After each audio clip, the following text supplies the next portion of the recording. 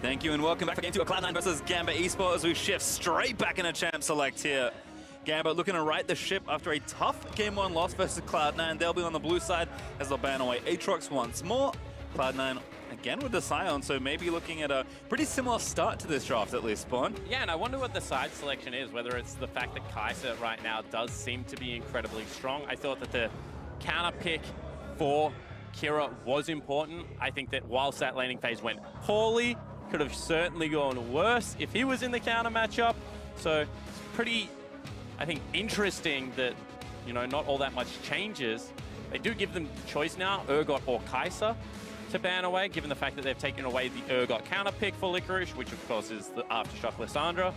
So certainly showing that they do have some ideas here, or they could just trade it. Yeah, Cloud9 thinking, you know what, we'll happily trade. We'll just keep the bans the same, keep Diamond off of the champions he's played. In fact, he has to play another new champion because they banned Nocturne away from Blaber on their own side. But we'll see what Gambit do want here. If they take Urgot, Cloud9 are 101% taking Kai'Sa, but Urgot's still a very good first pick. Yeah, it certainly is, and I think that right now you can just take Kai'Sa and Kindred potentially, have a good jungle matchup because Kindred does seem to be quite powerful on the current patch.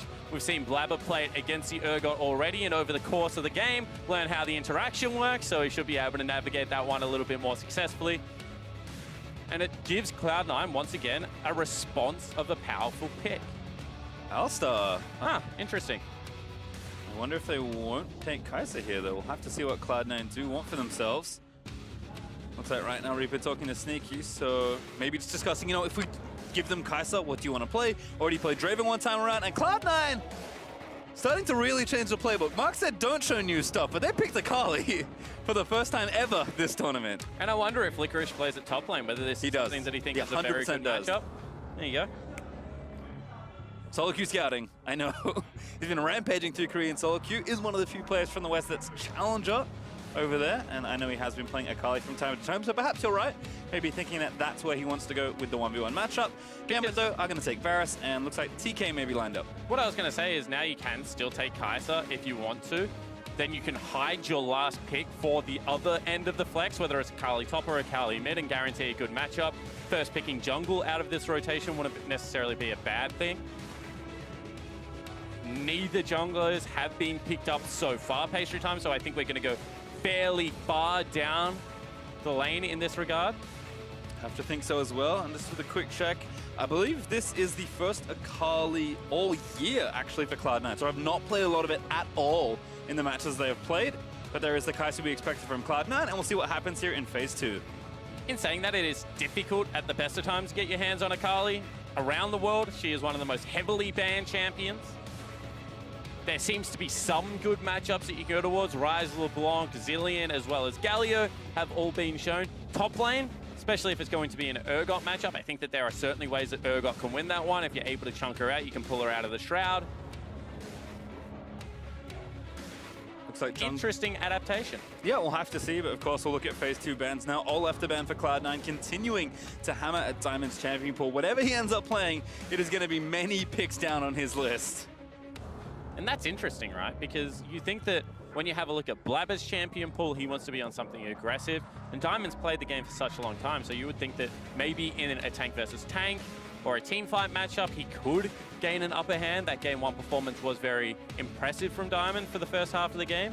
So I think that this is a strategy that I wouldn't necessarily think would be employed by Cloud9. Ghana. Again, Cloud9 is picking on the jungle, and Gambit on the other side, banning away tank tops, because you know what? That, like you said, it could still be a flex pick of the Akali if Jensen wants to take the Assassin for one of the rare times he has all year long. Well, the thing is as soon as you lock in, you know, not Braum as a support pick, Ornn Kai'Sa just becomes obnoxious to deal with if you have low mobility backline. And Kira doesn't necessarily play the highest mobility mages in the game, you know, more known for these things like Orianna and Anivia. So being able to lock that in would certainly shut down the Varus. Yeah, we did see Hecarim ban. That's kind of a dual ban for top and jungle, but Blaber had to be thinking, hey, I made it through 10 bans, the Kindred's still up, so I guess I'll take that here, as that's the first pick for C9 in Phase 2. So we'll see how they tie the room together, but Gambit, of course, must finish their draft now. Man, I'm trying to think, you know, what comes next down the list. Is it something like a Zeyzal to try and dictate some early game pressure for Diamondprox? Does he go towards an old school pick like Lee Sin? That's an old school pick. Yeah. Kira. It is one of his most played of all time in Anivia, and really did make his mark on Albus Nox Luna with that pickup. So and blind picking it, especially given the fact that we think that it could be a top lane Akali, is a bold call. I mean, they don't know either, so as far as they're concerned, it's also blind, even if Jensen does end up playing the Akali. Throwbacks continue. Jarvan hovered there briefly by Diamond, but we'll see if he settles onto Zac here. Can be tough to take a tank versus Kindred, and is going to take Poppy jungle. Huh. I like that. Can stop the engage coming out. They have a very control-centric composition. Front to back, they will be able to shred through if there is no tank in here. They do have to worry about, you know, potentially some good flanks coming through from whoever the Akali player is, not to mention the fact that there could be not a bad 1-3-1, but I guess Tahm Kench really does attack that. So I think the Poppy pick here actually makes a lot of sense, Pastry Time. If they can't force with Zeyzal, if they can't get sneaky into the backline, no one really going to be able to deal with Varus and Anivia from this composition. Yep, Poppy does a great job blocking a lot of the jumps and dashes on the Cloud9 side. Last pick, though, is Viktor. You can see Reaper giving his top lane a big thumbs up, says, Licorice, you've earned it. Here's a carry. We'll see and get us through here to game number 3 with yet another win. But Gambit, I feel like actually drafting a very strong comp for them, not just based on what is kind of present in the metagame right now, but the way their style works and their comfort works. I actually really like what they ended up with, which is impressive given how many bans Diamond ate in this draft. Yeah, absolutely. And I think that given the fact that, you know, you got a short-range 80 carry or marksman coming through for Sneaky, it's going to be difficult to attack turrets. So Kira going to have a field day here. They also have the Poppy and Anivia composition, which once again, I think it was Albus Nox Luna ran in their play-in stage, that time in the top lane. So some innovation coming through for the first time. This is what we finally wanted to see out of the Gambit lineup. Give us something fresh, try and shake up Cloud9, try and change their play patterns. And I think they've managed to do that. I think so as well. So we'll see what happens here in game number 2. It was dominance in the top half for Cloud9 in so much of game 1. Looking for a potentially similar trend here as well, with 2 counter picks on their side, plus Blaber back on Kindred for a second game in a row. So coaches and sports staff will settle into their positions and watch the teams move out at level 1.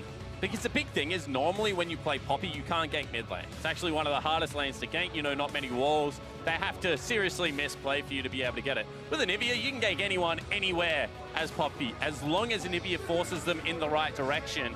So Jensen is going to have to be clued in, because seeing Poppy, you would assume low pressure. But there is a lot of chain CC, there is a lot of damage. Pre-6 that comes out of both of those champions. And Kira is a master at the bird. Gotta be careful. Sometimes the Poppy just rubs her boots. All of a sudden, she's top speed running into your lane, and you're dead. We did see this, I believe, already from Gambit in MSI, running the Poppy Anivia. Like you said, when you have a player with so much individual mastery on the champion, these are the things you can't afford to do. And if Cloud9 weren't thinking about it or aren't prepared, they will be swiftly punished. In fact, Jensen has heal over cleanse. We'll have to see if he gets punished for that at all. Yeah, that's really interesting. Whilst Kira has the luxury of being able to pick up the spell book, you know, not going towards something like a Comet for the laning dominance, wants the freedom to be able to swap out some of the spells as the game progresses. And on runes, also Licorice, we did see the top Akali, but a little different from maybe what we've seen in mid lane. He used to be a bit heftier in these matchups versus Urgot, so his primary resolve with Grasp of the Undying actually is the keystone. Yeah, and that makes sense to me, because when you play against Urgot, you're pretty much playing against a melee champion that wants to dash in, use the shotgun knees, so we'll have a chance to stack it up. Not to mention the fact, did he just get the ward? Yeah, he's going to get the ward. I hate this champion. What I was going to say, so you are going to be able to get the proc, not to mention the fact that you also stay in combat a lot just because of your access to creep wave with Shroud as well as the Q. So we'll have it up and available as often as he wants. See the lane here start. Jensen hasn't played Viktor in a while. Actually, looks like his first play on the year for the champion, but is well versed in it. Has been buffed up a little bit. You know, the cores costing 100 gold less is just such an important change for Viktor. We were talking about, you know, futures market and things like that helping him out a little bit, but I think this is what needed to push him back in. He also had some pretty lame keystone choices, to be honest, but with Electrocute being nerfed down, you do have a much better trade window when you take something like an Aerie. So I do think that he is in overall a much healthier position than what we've seen. We'll see Blaber there onto the blue, but unfortunately for him, his first bounty is on the left side, and that's the ward that Pstejos already cleared at level 1 with the Urgot as Kira with a nice trade. Does get some damage down onto Jensen, but Jensen trading back there as well. But this time around, as long as he survives the early part of the laning phase, it's going to be Kira that can potentially teleport back in with that spellbook. As we mentioned as well, probably should have a little bit more pressure with a Poppy in the lane, so getting pushed in at this stage, not necessarily the worst thing. There's Blaber on this first scuttle. It's not the one that's with the extra value, but he'll take it regardless as he was on this side. Actually already see an early back from Diamond, has boots 1 to make sure he can use the keystone that he brought to battle, which is of course Predator. And we might actually have a race for this scuttle. Jensen pushing us in does give Blaber somewhat of a window, but Diamond is running there and top is pushed on the side of Gambit. And I think Diamond does need to control this top side of the map. You know, you've got an Akali, you got yourself a Viktor into an Anivia matchup. If this doesn't go well, you're in some trouble. Not to mention the fact that Varus just outranges Kai'Sa, but until level 6 has very little kill threat. So I think that it's going to be crucial for the bottom lane to just be able to secure the push. Good vision control going to be crucial for Diamond to keep his top laner safe, his mid laner safe. And if they do farm up in a similar fashion, they have very clear windows where they're going to be able to win the game. These two comps do different things. Not necessarily going to be a 5v5 team fighting comp coming out of C9. It's a little bit of a shocking wall there. So we'll see whether they're able to weather it. Jensen, a bit hungry. Maybe looking to make some omelets, but Kira stays with passive up for now. Blaber also based, has his red smite now picked up. But once again, Kira is just down like a creep wave and getting forced out of lane versus Viktor, who Patient Time isn't necessarily known for his lane-dominant play patterns. It's also pushing back towards Jensen. So Jensen feels now that he can go for a recall.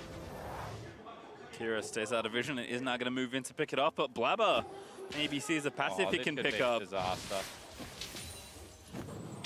Oh, Diamond here as well. Blaber's like, oh no. That's a good free passive. Diamond. Yeah. This is what needed to happen in the first time around. When Kira got stuck underneath that turret, Diamond needed to be able to come in and impact that wave. Didn't do so on the Nocturne, actually ran back through the jungle. Kira lost 2 creep waves for it and so much experience, whereas this time around, Diamond does the right thing for his mid laner. Kira still got himself in that situation, but it's nice of Diamond to, you know, kind of save him.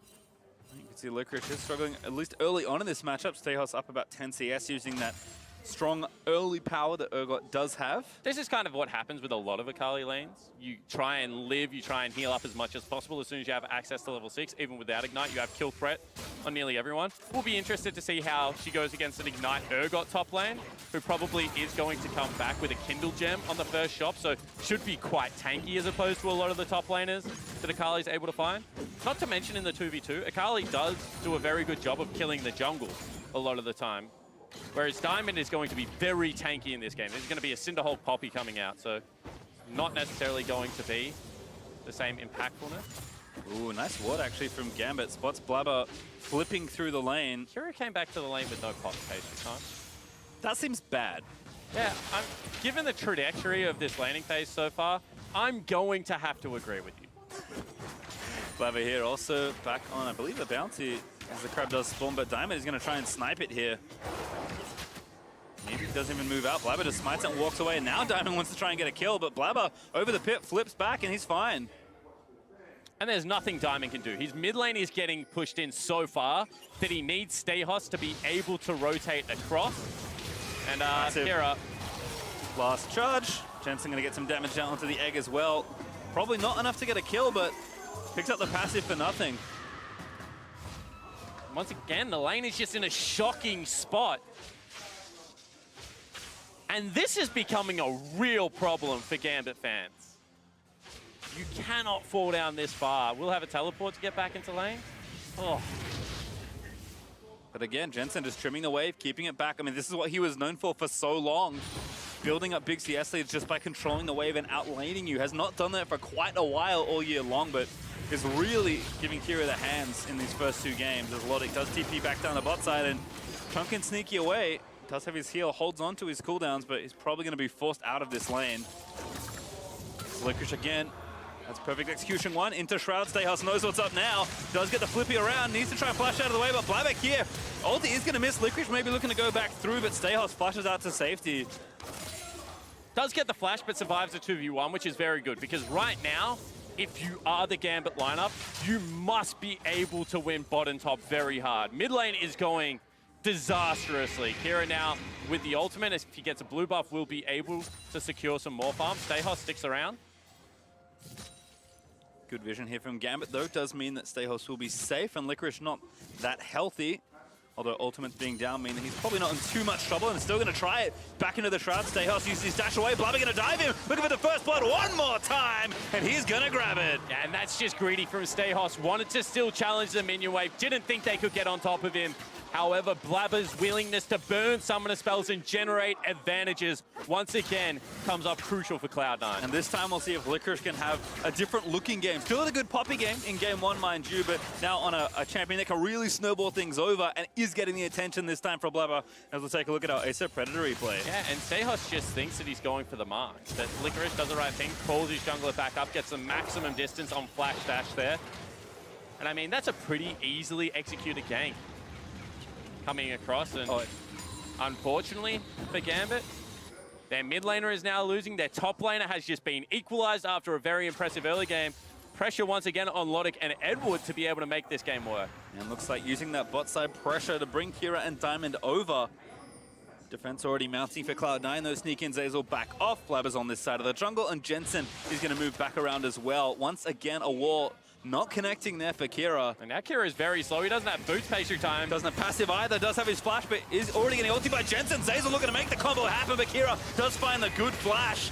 Stun chain there onto Blaber, but he flips out of there and still has Lance Respite going. Here's the Tahm Kench. Blaber burns the ulti. Jensen now fighting on the other side, but Gambit, they found the collapse. They'll devour Blaber, and Lodik grabs himself a very important kill. And Gambit fans breathe a sigh of relief. A very nice flash secures himself a kill. It's onto their AD carry. Lodik now has potential to carry out this game. That's the person they needed on 20 CS ahead. Now grabs himself some extra gold as he grabs that kill. And even the bot tower getting low. Diamond actually comfy in the 4v5 to try 5v4, sorry, to translate onto Dragon. Licorice though, looking for some solo action. Flips around, doesn't land the shuriken though, and again, deals some damage down. Lodik with a great chain of corruption. Zeyzal on the front side, but he's got no ulti and no flash. He's got Ignite, sneaky boss to the heal, but Edward devours him up. That's gonna be another one. This time it's Kira that grabs it. And a kill and assist, exactly what this Anivia ordered.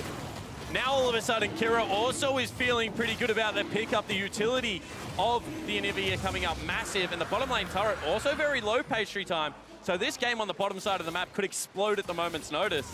Gambit have done a great job of sticking to their guns down here in the bottom side. They had one pressure point left after that gank and the double summoner spells burnt. Kira looked like he was in no man's land. He looks like he's between three members, but a very nice flash.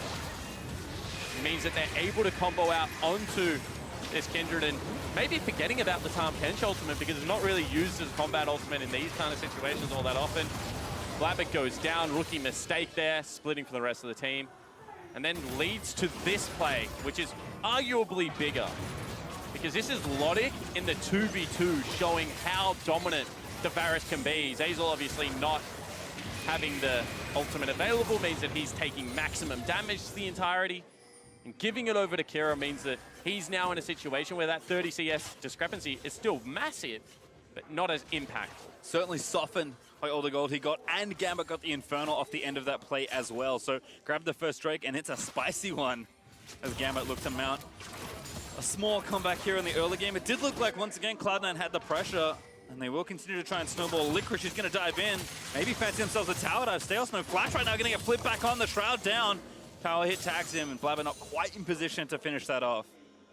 But now Stejos' job is to just not die. He knows that all the pressure is coming topside. He knows that there's no summoner spells from Zeyzal, so very hard for on the bottom side of the map, especially against the Tahm Kench. So Stejos needs to play this one passively. They will be able to swap the turrets after this one goes down, so as long as he doesn't die, in the next 45 seconds, his job is accomplished, and Lodik is now huge. Yep, gets that gold. All that solo first turret gold, feeling real good for the Varus, who's swiftly running towards that play to the Ruin King.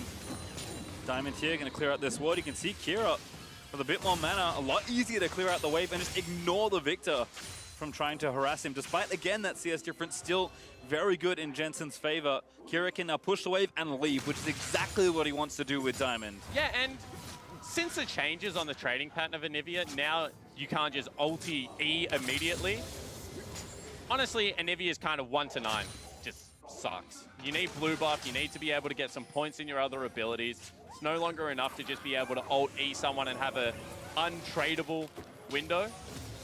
So Kira being down this far, it is a pretty big deal. He missed a lot of ECCS. He was forced out in situations that I don't think he should have been. But it is important to note that Anivia is a very good champion at this stage of the game. You know, as soon as level 11 comes through and Rod of Ages is stacking up, he is going to be in a power position. One more death, you know, maybe that swings back around again and Jensen regains control of this lane. But for now, the wave clear is going to be pretty oppressive coming out of the Anivia. Yep, you can see that swap from Gambit as well. He's going to try and force down the next turret here. Cloud9 trying to play catch-up, but Kira's actually doing a nice job solo pressuring the mid-outer as well. Jensen with the blue buff should be able to wave clear happily, so that will force Kira away, but Stejos here to cover. Jensen is actually going to have to flash that stun. A very good flash. And the good thing about Anivia players is based on how they angle the wall, they're able to force you to walk a direction afterwards. Jensen gets tunneled into where the stun was going to land, has to burn the summoner spell, so even more pressure being exerted. C9 doing the right thing, they're trying to trade objectives, but given the fact that the Drake was already taken away and there is a Rift Herald on the top of the map, Gambit right now always trading up, finally having an impactful early game. Yeah, a huge sweep of objectives taken with the turret trade, taking top outer, taking Rift after that Infernal, and probably enough without Shelly to take down the mid outer as well. But Kira, he's going to try and force something here. 3v2 for C9 there in the mid lane, but here comes TK once again. Moving Lodik in, Edward immediately has to spit him out to safety though, but Blaber took a lot of damage already early. Licorice forced to ulti in, has the next one going. Blaber forced to ulti, but again, he gets chopped by Urgot and put into the meat grinder. And Cloud9 forced to retreat. Zeyzal with a disengaged pulvers. Jensen, he's maybe left for dead here with no flash. Good slow from Stejos. They try and run him down. Licorice is here, he's gonna maybe try and save his friend, but he can't do it at all. And now in fact in danger of having to burn the flash. Does save it, but Gambit once more come out on top. And heads up play out of Diamond, gets him back in vision, holds the summoner spell until the very last moment, able to charge him into the wall. And another turret falling down. Herald still in the back pocket. And a meaningful gold lead right now for Gambit. 2,000 gold ahead, looking good so far for what looks like, again, a pretty tough spot in the mid lane as far as the early game goes, but they come together, they play with the picks that they are comfortable with, and this is the kind of thing that happens. And the swing point, as we actually take another look at that play, is going to be the fact that there's no flash available. So Jensen takes a lot of damage at the start of the fight. They can't disengage because they've already committed. Tahm Kench is just such a versatile champion, able to continue that fight. Maybe some mistimed aggression coming from Blaber as he flashes forward, thinks that he's safe with the ultimate. Hasn't got the QSS yet, so obviously falls down.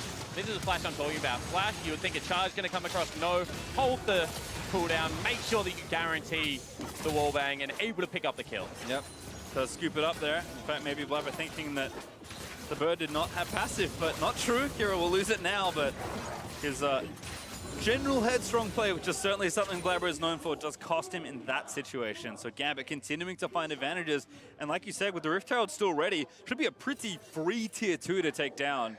Absolutely, and the important thing to note, Pastry Time, is this game followed a similar trajectory. Kira falling down very far. Sneaky looking like he was surviving, but the difference this time around was with Varus, you have pressure on the turret. And with that pressure vacuum, they were able to just continually draw people down into the bottom lane. Edward, he's fine. Continually able to draw people down into the bottom lane. They got a couple of skirmishes that went in their favor, and they started stacking up the neutrals. Game one, Stejos had the advantage. Diamond was able to get out ganked, but they weren't able to really convert it into anything. The game was being played much more heavily on Cloud9's side of the map. This time around, they were able to secure themselves those objectives. Second dragon of the game. And without another mid-game team fight going awry, Gambit look like they have control. And unlike last time, Gambit actually ahead when that team fight does roll around. And the next Drake will be Infernal as Gambit continue to lock down those big neutral objectives. Still waiting on Diamond's Herald. It's looking to run out pretty quickly here. So he's going to have to pick a spot for that pressure soon as C9 camping some brushes, hoping someone takes a lazy path through the jungle, but Gambit just through the lane, probably going to channel Shelly here and look to try and pressure this tier 2 turret. Yeah, there's kind of two ways that you could do this. With the wave clear, they're probably guaranteed a charge onto the mid lane turret, so they could drop it here. The other thing you can do is try and drop it behind your Urgot and see if he can generate any pressure. As soon as they see people on top lane turret, they just drop it mid lane. They've already cleared out this wave, and if the rotation doesn't come any quicker, this is nearly a turret take that's going to go down. Yep, move Stejos from top as well, so full fight for Gambit, +1 there. The charge does come through from the Herald. Kira looking to lock down. Jensen finds the stun. Zeyzal trying to deny them out as he dives into the back line, but Shelly's still up. Actually, a kill already onto Jensen as Diamond found the assassination, and now Zeyzal, he's put into the grind the next time as Stejos snipes him with Fear Beyond Death. And Gambit is just going to pressure this inhibitor turret now. Licorice forced to ulti away. And Kira coming up clutch in these team fights, gets the two-man wall, and because Diamond was on the front line, Zeyzal can't find a way in. Gambit break the base, and they're in firm control. Won't pressure too longer, only 10 seconds on the remaining respawns given how early we are into this game, but Gambit just bust open the midsection of the map and now translate towards top. Looks like Abyssal Voyage was used to just make sure the minions moved in the right direction. And Gambit's strong mid-game is going to be very strong when the 20-25 minute mark rolls around. I mean, it's strong now, and the difference between this fight is it's all on their term. Spellbook uses heal. Just innovation coming out of Kira here. The denial onto the backline for Zeyzal could not get past Diamond. Gets pulled back in. This fear becomes crucial because you can see the Akali can't use any ultimate charges across the backline. Can't get anything done. Ultimately has to dash out. And Sneaky even burned a summoner spell on the back end of that one page through time. So now all of the carries apart from Jensen really sitting ducks. And without Flash, Zeyzal just can't guarantee his combo. Gonna have to get creative with the Hex Flash perhaps, but Cloud9 left stuck trying to find something. Zeyzal does look mid lane, but Gambit playing back towards their turret. Still have the mid outer to protect themselves. In fact, C9 only 1 turret to the 5 that Gambit have managed to accrue already. Up over 4,000 gold, looking in 30 seconds to get full control around the Baron area as Lodik plops down a control ward in the pit. And we've seen Cloud9 have to play on the back foot before. We'll see if they can do it here again, because Gambit are in full control right now. Yeah, but I think this Cloud9 composition is much harder to execute than the Lissandra composition. Lissandra was able to buy so much time on the back line, you know, with the ultimate, with the Zhonya's Hourglass, had a lot of control. And this time around, they're relying on Jensen to be able to do that. And whilst that's fine, normally with the Viktor, against Anivia, we've just seen the wall come up clutch time and time again. This was a pick that Jensen actually took into the Anivia, and it looked good during the laning phase. Actually, won out on the lane very hard. But Anivia now in very firm control. Thought that Diamond might look for something there. And the other thing that we don't normally talk about with Anivia is, since it changed to a ultimate damage on neutral objectives, takes things like Baron like really quickly as well. Obviously, you have to worry about mana concerns, but with the Blade of the Ruined King, Ginsu's user on Varus, if they ever win a team fight, you know, or just pick Blaber, Baron becomes a very real objective for this team, not just turret. And that's music to Gambit's ears, certainly. They're a team that has always played around Baron. Has ulti out, gonna find a pick. Sneaky dead already. Lodik just finds the snipe. And now Zeyzal left out to dry on the front side of the fight. C9 trying to find something as Blaber peppers Edward with arrows. But Gambit have got more than enough coverage. They will get out safely. And they'll take the pick. And no ultimate use from Blaber this time. They still knew that they could rip him back if needed. And you can see that this Gambit lineup right now is just rolling. Their siege underneath turrets is so strong. And I like the fact that this time around they didn't overcommit. They took the one pick, they were willing to back away. Stun finds Blaber. He jumps away, so no range can be found. But Gambit have started the Baron. This might be enough space for Gambit to just take down a very early objective. I think they know they're on it. Yeah, you don't have Kira there for a while as Abyssal is going to ride Edward in, but it's just him as Blaber. It's going to get forced out. Licorice trying to find the dive. He wants Diamond. It's so low, he finds it. Perfect execution. Dashes in for the assassination. And now it's Cloud9 that might look to take the Baron, but Gambit still continuing the fight. Zeyzal with a big 4-man pole. Does find a good action on the front side of the fight. Cloud9 going to chase them away from the area as Sneaky back off the respawn. Yeah, and really smart disengage coming out of Gambit there, because without Diamond, Zeyzal can just continually look for access into that backline. They will back away. Blaber checked the Baron health as well, knew it wasn't going to go down all that quickly, was able to get back over the other side of the pit, and that's a mistake one more time from Gambit in the mid lane. Didn't turn as a 5-man unit, which meant that Cloud9 able to bring back a team fight, and saying that 30 seconds next on an Infernal Drake and Sneaky is top lane, I think that is still an objective too far gone, but if we take another look at it, it's just Edward that comes in, doesn't bring Stejos. Lodik stays on the objective. Diamond has to use the flash and still falls down. A couple of things going pretty poorly there. They trade back okay with summoner spells in the end. But that's why the Poppy is so crucial. You saw immediately Kira's ultimate stop. Zeyzal just has so much pressure in these fights if Poppy isn't there. And unfortunately for Cloud9, they did get the pick. They delayed the Baron attempt from Gambit. But they don't have vision back around the Infernal. They didn't get a turret to try and give themselves more room. So Gambit, really, yes, they'll lose their chance at Baron. They'll lose some gold as they gift over Diamond to the team. But still in basically the same situation they were a couple minutes ago. Yeah. And once again, starting the objective. Absolutely. They have to resort out their waves. They have to get a fresh set of wards in the top side of the jungle. But in theory, everything else is completely fine for this lineup. So maybe set themselves a couple of minutes of wasted time, but you know, that's 2 Infernal Drakes. That's going to be a Varus Anivia composition that uses the scaling incredibly well. And still in firm control, as you mentioned, Pastry. Something else would have to go monumentally wrong because that was just a small misstep. Well, you can see Licorice back with TP to the bot side of the map. He's getting that wave reversed for Cloud9. Gambit continuing to apply vision around Baron.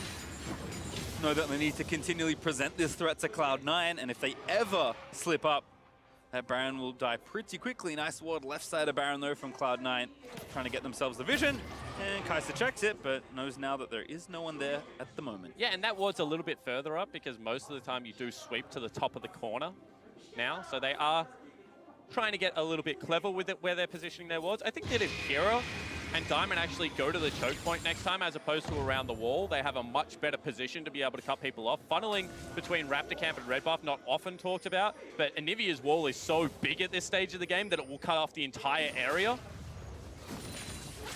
Oh, actually Blaber looking for Edward here, but Diamond also available, pretty low with the stun onto Blaber. He's going to go down in one CC chain.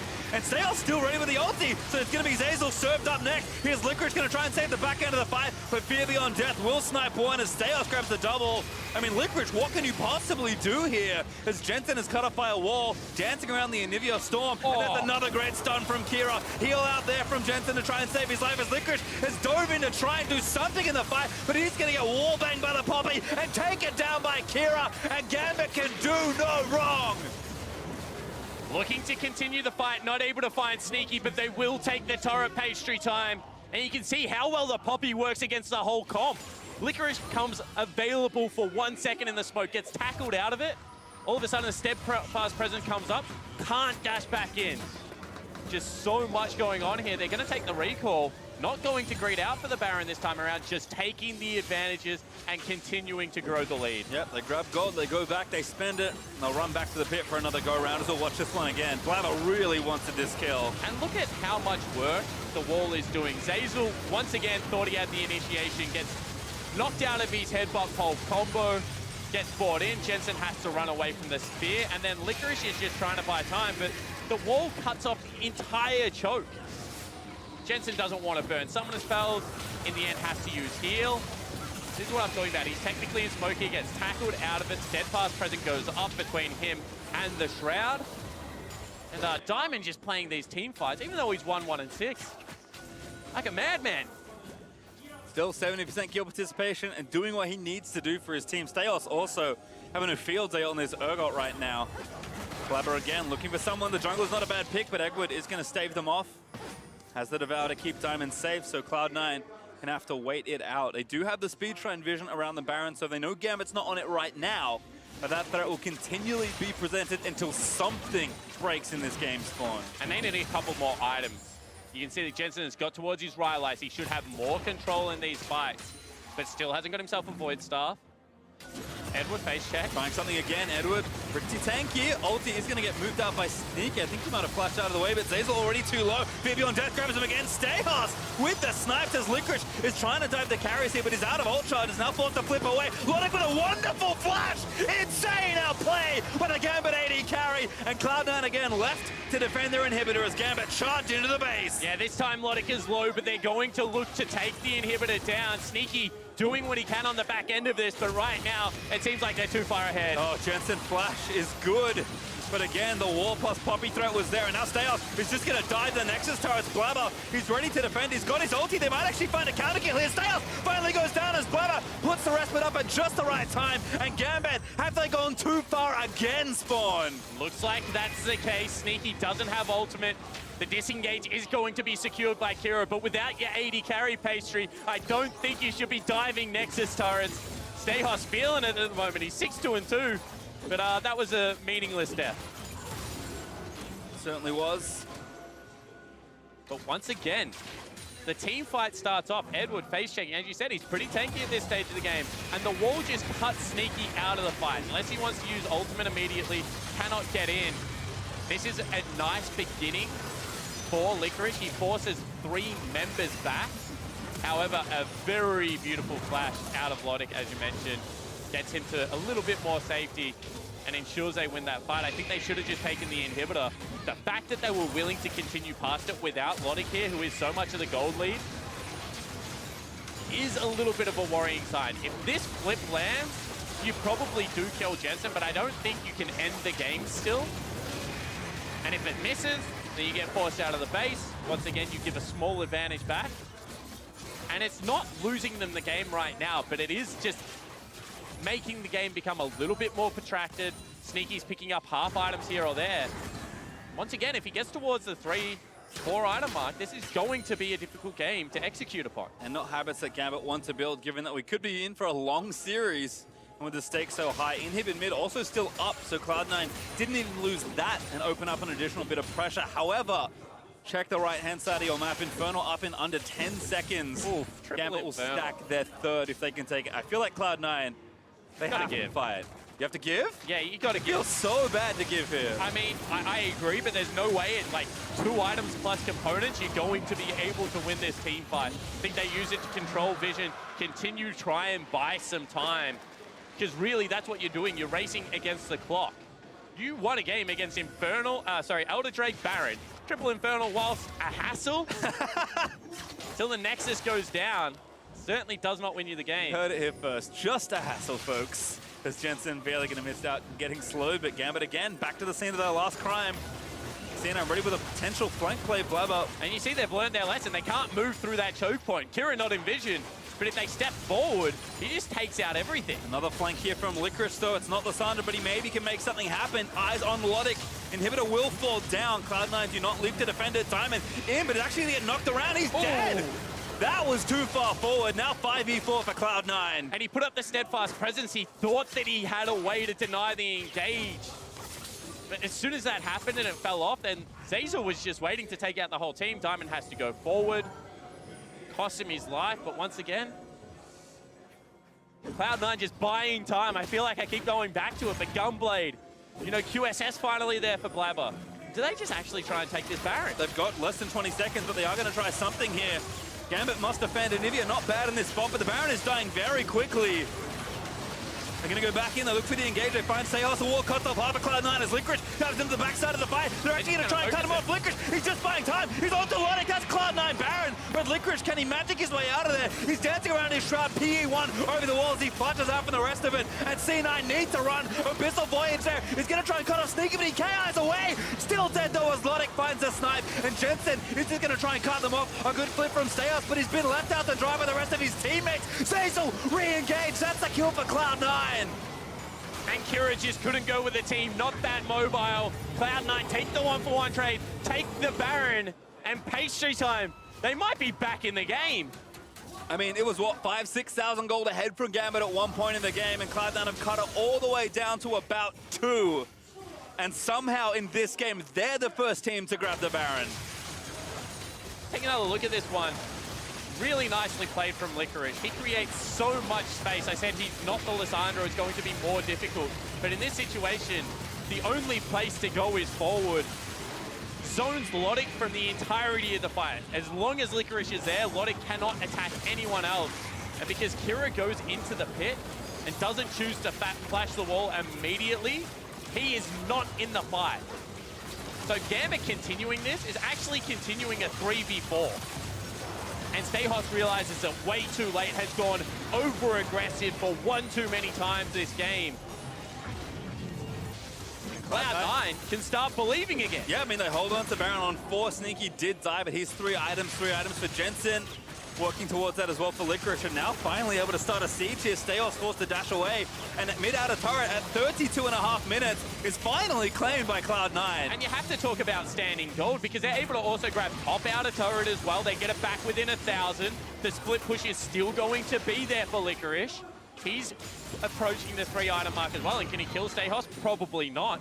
But Stejos wants to be there for the team fights. That's what this composition does. And look to Lodik again. Yes, it will be tough with an Akali straight diving onto your face, but he has 4 items. He is the man that has been set up 4, 0, and 9. He is the person that Gambit have put their faith in all year long to deliver. And deliver he must if Gambit want to tie up this series. And really, Kira has to be able to set the stage for the fights. These walls need to start separating people. He needs to start, once again, burning the flashes on people like Zeyzal, like Jensen, so they have a way into it. Because we've seen that Diamond isn't all that tanky at this stage of the game. He's only getting jungle resources, and Blaber's doing a better job of farming up as they go for the fight. Ooh, Zeyzal actually, I think, just engaging to maybe disengage, but they're actually going to turn it back around. A TP in the middle of the fight. Stejos is in there, and Blaber's kicked out by Diamond's ulti. I don't think that's who you wanted to ultimate Diamond. They had him cut off. They had the wall there. Probably could have got a summoner. Didn't see whether the EQ was still available, the hop, but once again, they throw the Hail Mary. That is the ultimate as well as teleport used out of Stejos. Doesn't have the flash available. They come up with nothing. Cloud9 cut the turret lead in half at least. 6-3 now, still up in favor of Gambit. Gold lead though, about 1,000 between the two. Mid inhib should be respawning pretty soon, as you can see, 50 seconds away. And just in time for Cloud9 to contest for this Elder. Because you said they could give 3 Infernals. I don't know if they can give this Elder as well. Yeah, you can't give the Elder Drake once you've given the 3 Infernals. I tend to agree with you there, Pastry Time. It's also going to be difficult now that Baron is expired to push into the Anivia. So once again, they've given a lot of their lead back, but they still have the meaningful parts of it, you know, the multiplicative scaling, the ability to just draw this game out for as long as they need it to go. But the problem at 35 minutes is you're now 1 mistake away from losing the game in its entirety. And it was the lead that Gambit had that in other situations would have been a pretty high percentage to convert for a win. Say Cloud9 try and drag it back to 50-50 as far as they can. Gambit, though, still pressuring. A couple super waves left, but the inhib now going to respawn. Cloud9 will have to clear out 1 more wave, and then it's a race to this Baron as Licorice has found himself a pretty creative flank spot, but an ulti from Lodik is going to start the CC chain up. Blaber with a very good last-second ult. Needs to try and save Jensen, but Diamond found it as Zeyzal finds a big pulverize. Stejos in the front side. He's getting burnt down by the marksman of Cloud9, and Licorice dives in. Execution is good, but Kira is able to find the trade kill. Now Blaber, he's forced away as Sneaky's left out to dry. Killer Instinct supercharges out, but he still gets stunned blind by Kira's Q. And Gambit, that might be enough to seal this game. Yeah, it certainly should be. Once again, Kira's walls coming up clutch. The Anivia god able to turn the game around, and they'll march towards the Nexus. Inhibitor dead, it's 2 only in the defense. The rookies on Cloud9, Zeyzal and Blaber must defend a seemingly impossible situation. But Gambit, they'll just ravage down these Nexus turrets. They'll tie up Zeyzal in the steadfast presence. They'll put the Glacial Storm on the feet of Blaber and force him down with the stun. As Gambit, they'll tie out the series in style.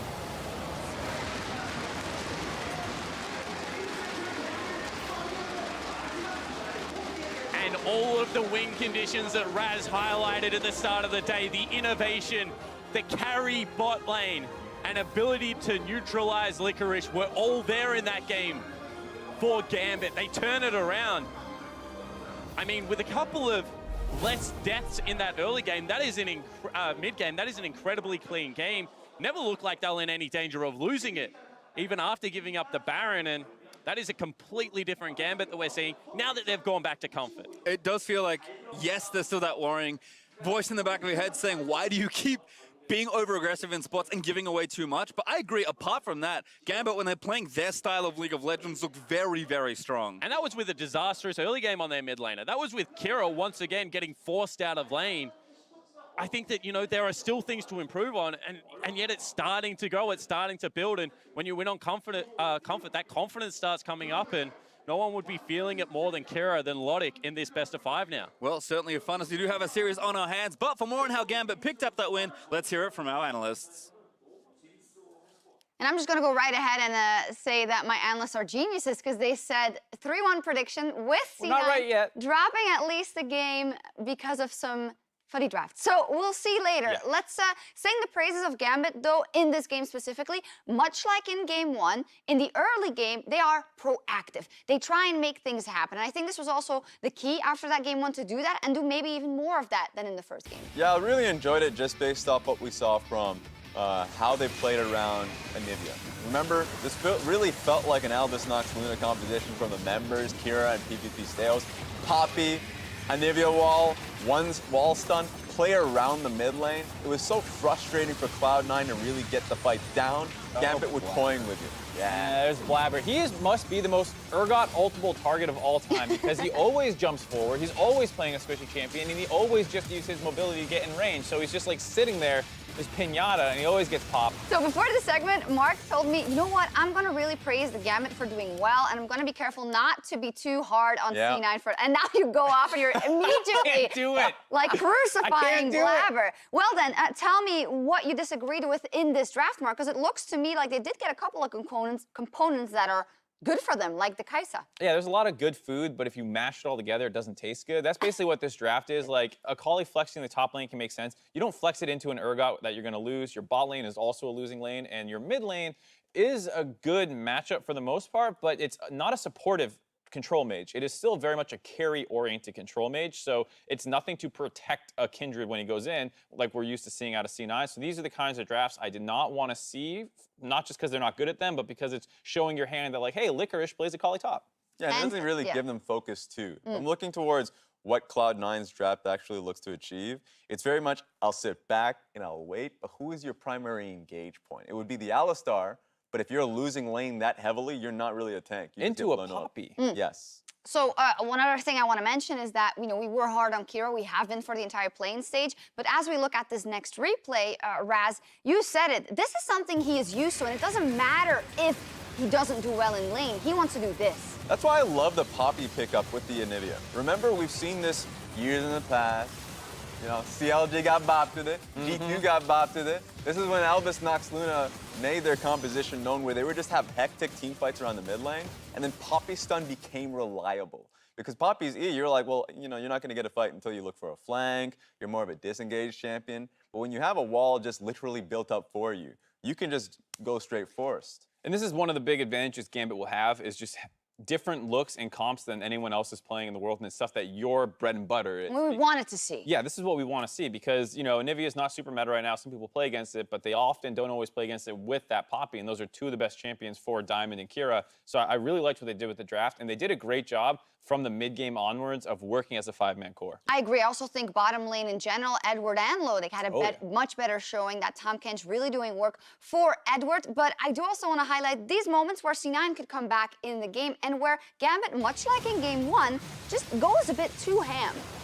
Yeah, we thought this might be the beginning of a C9 comeback, Yes. and they definitely had the makings of it as they just kind of tunneled on finishing off inhibitors and greeting out for the extra objectives. And here, while you do get this, Baron's up, you can work for the Baron first, and now people are going in one at a time without any real advantage in that fight beyond the fact it's a 5v5, and C9 did a great job here. This is my initial worry with the compositions that Gambit ran, because while they empowered their bottom lane, Lodik had a great laning phase alongside Edward, you don't have that Alistar anymore. The engage isn't there, so you have to be a lot smarter with how you choose your fights, and this was a good example of Gambit really struggling to do that. They couldn't push through when they didn't have a super minion wave. Around Baron, they couldn't flank at all. They didn't know when to fight, when to actually jump in there, and how to use Poppy. So there were a lot of questionable moments that made it so, yeah, even though Cloud9 messed up in draft and were behind, they still had a chance to come back. But on the other hand, you don't expect Gambit to play it out perfectly, right? So I think maybe we give him some slack for the fact that they in the end did win this game, and they have something to build on. Yeah, and after C9 got that Baron, they actually did a great job stalling the game out. They have Anivia wave clear, and C9 can't 1-3-1 or split the map up because you have Tahm Kench collapse. So I think overall, once they did start to fall behind, Gambit did a great job recovering from there. The MasterCard player of the game, Lodik, had a much better game. He was also the guy that we said you had to keep your eyes on for Gambit. And, well, the Kai'Sa was still up, Raz, but this time they had an answer. Yeah, power in the laning phase, and he can start his own fight. So he joined the team quite often after the laning phase. That's how they started it through mid and top lane. It was a little bit annoying dealing with Licorice, but remember he had the Hex Drinker, so he could deal with the Assassin in these skirmishes. So great performance by him. As we look forward, Mark, what are we looking towards for C9 and for Gambit? Well, I think the big thing for me is while Lodik is working out well in the bot lane, the mid lane is still a massive concern for me over the course of a 5-game series. It's great that they won this game, but if you look at the jungle proximity of where Diamond wanted to be in this game and where he was forced to go, he was actually mid the most this game. And in the Anivia Viktor matchup, that's not really what you want to be doing because it was defensive. He was always around mid protecting Kira who was losing instead of snowballing that Urgot who was crushing top side or snowballing this Varus that was crushing bot side. Instead, it was mid and defensive. And that's concerning that this is the second game in a row he's been forced mid way more than he wants to go. Finally, is there reason for C9 fans to worry? I don't think so. I think they'll come back with a better draft, and if we're in the same situation where Kira is getting bullied around a little bit more, then early game will get prioritized. All right, fresh start in Game 3. A spot at the World's group stage is on the line as C9 and Gambit are tied at 1-1. Find out who takes the lead right after this.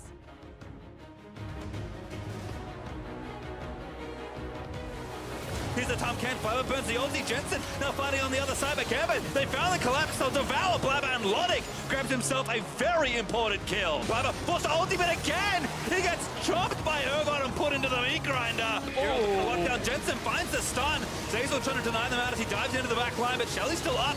Actually a kill already onto Jensen as Diamond found the assassination, and now Zeyzal, he's put into the grinder next time Pstejos snipes him. Licorice, can he magic his way out of there? He's dancing around his shroud, PE1 over the walls, he punches out from the rest of it, and C9 needs to run. Abyssal Voyage there, he's gonna try and cut off Sneaky, but he KI's away. Still dead though as Lodik finds a snipe, and Jensen is just gonna try and cut them off. A good flip from Pstejos, but he's been left out to dry by the rest of his teammates. Zeyzal re-engaged, that's the kill for Cloud9. Licorice dives in, execution is good, but Kira is able to find the trade kill. Now Blaber, he's forced away as Sneaky's left out to dry. Killer Instinct supercharges out, but he still gets stunned blind by Kira's Q. And Gambit, that might be enough to seal this game. NA, nothing more. Welcome back to Assist of the Week. During the EULCS regional qualifier match of Schalke 04 and G2 Esports, Schalke was looking to spring an attack. Upset and Vander initiated onto Perks, causing G2 to respond with everyone sparking a full-blown team fight. A fight that quickly started to go in favor of Schalke. Looking to cut their losses, G2 started to pull back, but Amazing was not finished with them and knocked G2 Esports back into Schalke's clutches. This allowed Schalke to score 4 kills and claim victory over G2. He flashes forward for that one, continues to run him down, needs some support, and Disdain flips him over the shoulder.